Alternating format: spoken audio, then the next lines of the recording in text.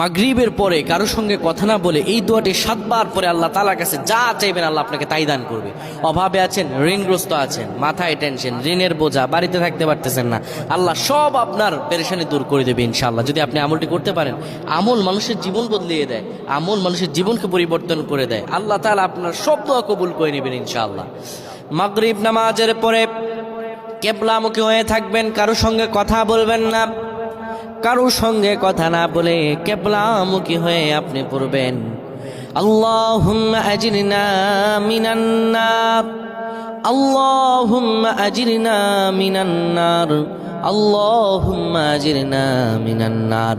যদি এটি আপনি মাগরিব নামাজের পরে কারোর সঙ্গে কথা না বলে পড়ে 7 বার পরে দুটি হাত তুলে আল্লাহর কাছে দোয়া করেন, আল্লাহ জাহান্নামের আগুন থেকেও বাঁচাবেন এবং আল্লাহ আপনার সব দোয়াগুলো কবুল আর মঞ্জুর করে নেবেন।